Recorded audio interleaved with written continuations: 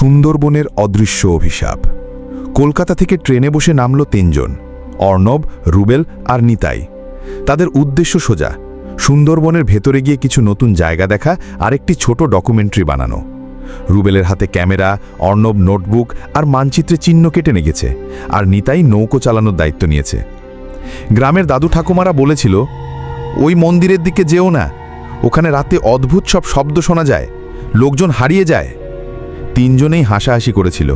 রুবেল বলেছিল, এগুলো পুরনো কুসংস্কার, ভূত বলে কিছু নেই।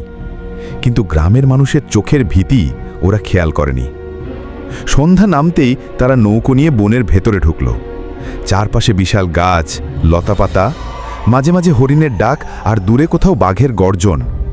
অর্ণব ফিসফিস করে বলল, দেখছিস, এই বনের অন্ধকার অন্যরকম। নৌকো চলতে চলতে হঠাৎ থেমে গেল। কুয়াশা ঘিরে ধরল চারপাশ। নিতাই দাঁড় টানছিল, কিন্তু নৌকো যেন অদৃশ্য কিছুতে আটকে গেছে।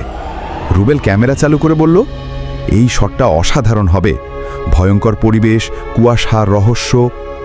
ঠিক তখনই নদীর ওপারে একটা সাদা ছায়া দাঁড়িয়ে থাকতে দেখা গেল। ছায়াটা ধীরে ধীরে স্পষ্ট হলো। শাড়ি পরা এক মহিলা, লম্বা চুল জলে ভেসে আছে, কিন্তু মুখটাই নেই, শুধু ফাঁকা কালো গর্ত। অর্ণব হঠাৎ চিৎকার করে উঠল, নৌকা ঘোরাও, এখনই! নিতাই মরিয়া হয়ে দাঁড় টানতে লাগলো, কিন্তু নৌকো 1 ইঞ্চিও সরল না। ছায়াটা তখন পানির ওপর ভেসে আসতে লাগলো, যেন হাঁটছে না, বরং গ্লাইড করছে।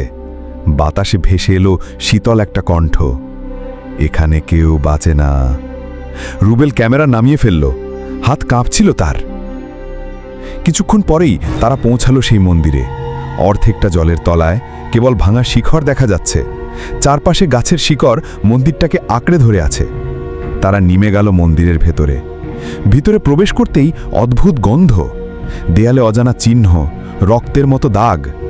নিতাই কাঁপা গলায় বলল, চল ফিরে যাই, এটা ভালো জায়গা না। কিন্তু অর্ণব মগ্ন হয়ে পড়েছিল। হঠাৎ সে দেখতে পেল এক মূর্তি, অর্ধেক ভাঙা দেবীর মূর্তি, যার চোখ নেই, শুধু ফাঁকা গর্ত। ঠিক তখনই মন্দিরে ভেতরে শোনা গেল অসংখ্য নারীর কান্না। হঠাৎ আলো নিভে গেল। কুয়াশার ভেতর থেকে সেই ছায়া মহিলা এগিয়ে এলো। এবার তার সঙ্গে আরও কয়েকজন, সবাই শাড়ি পরা, কিন্তু মুখহীন। ওরা ঘিরে ধরল তিনজনকে। রুবেল চিৎকার করে পালাতে গিয়ে হোঁচট খেয়ে পড়ে গেল। এক ছায়া তার মাথার ওপর ঝুঁকে পড়ল। রুবেলের মুখ থেকে নিঃশব্দে বেরিয়ে এলো শ্বাস, আর তার চোখ ফাঁকা হয়ে গেল। সে পড়ে থাকলো নিথর। অর্ণব আর নিতাই দৌড়ে বেরোতে লাগলো, কিন্তু মন্দিরের দরজা যেন অদৃশ্যভাবে বন্ধ হয়ে গেছে। নিতাই কাঁপা কাঁপা গলায় বলল, আমি জানতাম না, এই মন্দিরে একসময় নারীদের বলি দেওয়া হতো।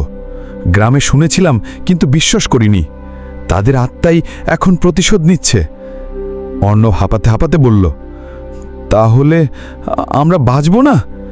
হঠাৎ দেয়াল থেকে আবার ফিসফিস শব্দ শোনা গেল, যে একবার এই বনে আসে সে আর ফেরে না। চারদিকে আগুনের মতো লাল আলো জ্বলে উঠল। পরদিন ভোরে গ্রামের কিছু মানুষ নদীর ধারে একটা ভাঙা নৌকো খুঁজে পেল। নৌকোর ভেতর শুধু রুবেলের ক্যামেরা পড়েছিল।